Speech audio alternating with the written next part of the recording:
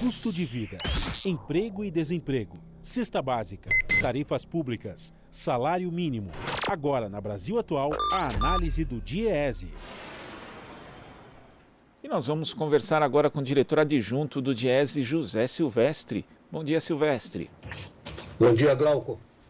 Silvestre, as expectativas, pelo menos das empresas brasileiras em relação ao ambiente de negócios, acabaram piorando, segundo sondagem aqui do Instituto Brasileiro de Economia da Fundação Getúlio Vargas, FGV-IBRE, em abril. O otimismo era de 70% em outubro, quando havia ali uma avaliação de que a pandemia... Aliás, eu não sei de quem é essa avaliação, na verdade, né? De que a pandemia estava controlada e que seriam flexibilizadas as medidas de restrição, que de fato aconteceu para a continuidade, inclusive, da nossa tragédia sanitária.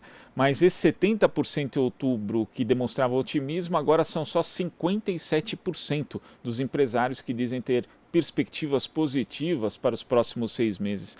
Como é que você vê essa mudança e como ela acaba influenciando também na área de investimentos e no andamento da própria economia, Silvestre?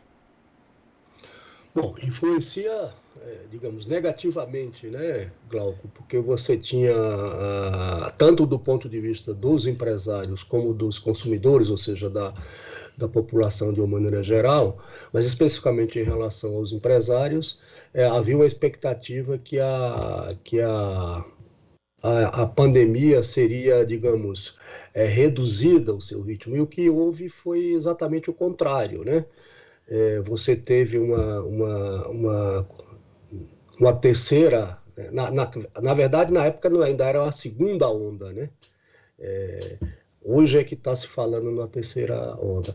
Mas essa expectativa do ponto de vista da piora da economia traz esses percalços, porque isso tem rebatimento na produção, tem rebatimento no investimento, tem rebatimento na queda do consumo, como a pesquisa aponta. Enfim, então se criou ali um ambiente extremamente negativo, né, para as empresas de uma maneira geral. E também teve, né, digamos assim, a questão do governo não... Aquela discussão sobre libera o recurso, não libera recurso, enfim. Isso tudo criou esse, digamos assim, esse clima de pessimismo, né, em relação à expectativa das empresas para os seus negócios. Quando a gente analisa também a outra ponta, né, a expectativa dos consumidores, também houve aí uma redução, né? Na verdade, boa parte deles agora já admite adiar a compra de bens e serviços por conta da pandemia. Esse percentual em outubro era de 61,8% e agora em abril é 70,4%. Então o empresário ele tem aí medo de investir na prática por conta do cenário de incerteza econômica e o consumidor tem medo de adquirir bens, o que acaba criando aí um círculo nada virtuoso, né, Silvestre? Sim, ao contrário, né? Se você tem as expectativas, digamos, negativas do ponto de vista das empresas, isso evidentemente também acontece com a população, com os consumidores de uma maneira geral. E aí numa situação mais, digamos assim, mais delicada ainda, né, Glauco? Porque você tem a pandemia provocou e provoca perda de renda, provoca desemprego, provoca ceticismo por parte das pessoas, e as pessoas tomam a decisão de, por exemplo, de adiar a aquisição de bens, ou seja, e serviço, o consumo, ou adiar, ou mesmo desistir, né? Porque tem o desemprego está rondando. Então, aquelas pessoas, sobretudo, né, vamos chamar a atenção que sobretudo as pessoas, né, e as famílias de baixa renda, né?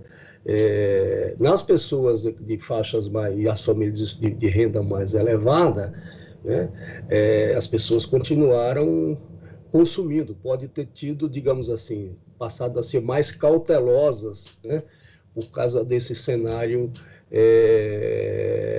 duvidoso e, enfim. Mas as pessoas de baixa renda, essas sim tiveram um impacto grande do ponto de vista do consumo. E isso, obviamente, tem um rebatimento no comportamento e, né, da decisão das empresas de investir. Agora, quando a gente analisa alguns dados da pesquisa, Silvestre, vê aqui que em relação às expectativas para o ambiente de negócios nos próximos 6 meses, se pergunta ali quais são os fatores que influenciam negativamente na opinião, na avaliação dos empresários ouvidos. E a incerteza econômica tem 74,3%. Falta de confiança na política econômica do governo, 55,1%. E a gente ainda tem aqui fim de programas emergenciais às empresas e redução dos auxílios emergenciais aos consumidores. E isso é algo grave, né? Porque mostra a responsabilidade direta do governo federal em relação ao próprio ambiente econômico, Silvestre, principalmente quando a gente lembra que havia essa expectativa aí de controle da pandemia, o que não aconteceu, né? Muito por culpa da inação, da omissão do governo federal em relação às medidas de restrição quando deveriam ser tomadas, a flexibilização também por parte de governos do estado, que a gente sabe que acabaram adotando esse tipo de postura mesmo quando não existia um controle real da pandemia, mas também porque houve aí a interrupção de programas importantes justamente nesse período do final do ano passado, começo desse ano, que só voltaram em março, tanto programas de suporte às empresas como também o auxílio emergencial. Então existe aí, as digitais do governo nessa situação estão muito evidentes, Silvestre.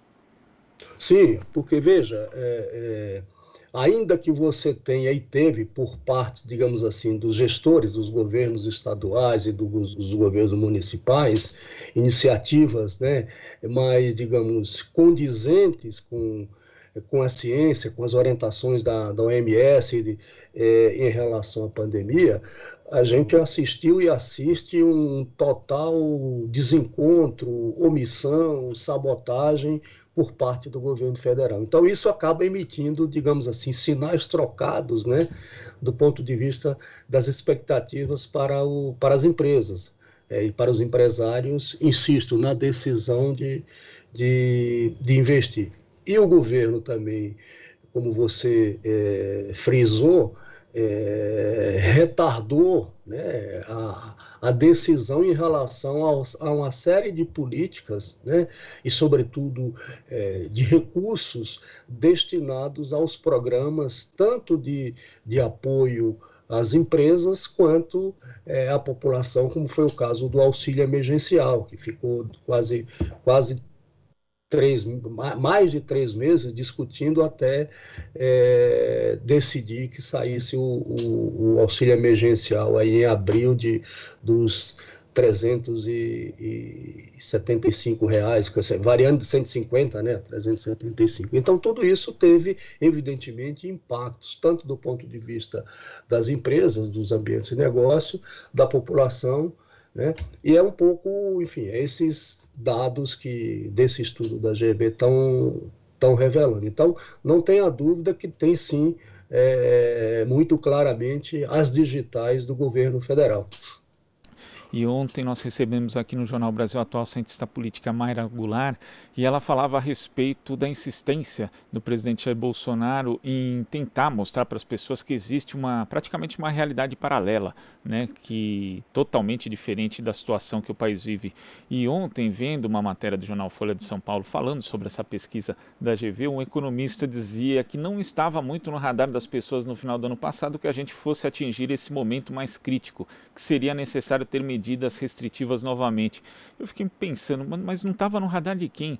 Porque a gente entrevistava aqui no final do ano passado, Silvestre, em novembro, dezembro, diversos especialistas alertando que os casos já haviam se estabilizado e que haveria uma nova curva de crescimento. Só que assim, a insistência nessa realidade paralela acaba fazendo com que as pessoas relaxem, que elas tenham uma sensação falsa de segurança, como está acontecendo agora, inclusive. A gente sabe que vai ter outra onda de Covid, mas muita gente parece não se importar, principalmente autoridades públicas. Então isso acaba afetando, inclusive, a expectativa de empresários e desarruma totalmente a economia, né, Silvestre? Sim, quer dizer, aliás, né, Glauco, isso é desde março do ano passado, né? Quer dizer, se a gente olhar qual foi a atitude, qual foi o comportamento do governo federal, do Ministério da Saúde, particularmente do presidente da República em relação à pandemia, foi toda no sentido contrário. Primeiro, negando a ciência. Segundo, aliás, primeiro negando a própria pandemia, né, que era algo passageiro, era uma gripezinha, ou absurdos outros que foram pronunciados pelo governo, né? Então é óbvio que nós estamos aí há mais de um ano, né? Os especialistas já estão apontando que nós vamos ter estamos à beira, se não entra, de uma terceira onda, e você tem do outro lado o governo insistindo na omissão, na sabotagem, na desorientação. Então, evidentemente que além dos estragos, né, que a pandemia causa, ou seja, nas perdas de vidas humanas sobretudo, é óbvio que isso tem também reflexo nos negócios, no comportamento das empresas e também, evidentemente, da população. Então, não tenha dúvida que isso é muito fruto da omissão e do comportamento que o governo teve e tem em relação à pandemia, né? Você tem estudos, né, demonstrando já o que seria possível, teria sido possível evitar a perda de vidas humanas se você tivesse efetivamente um governo que olhasse com o devido cuidado e tomasse as devidas medidas, né, como vários países no mundo fizeram para o enfrentamento do coronavírus. Sem dúvida. Silvestre, muito obrigado pela sua participação aqui no Jornal Brasil Atual e até a próxima. Bom dia, Glauco, até a próxima. Conversamos aqui com o diretor adjunto do DIEESE, José Silvestre. Você está ouvindo Jornal Brasil Atual. As notícias que os outros não dão.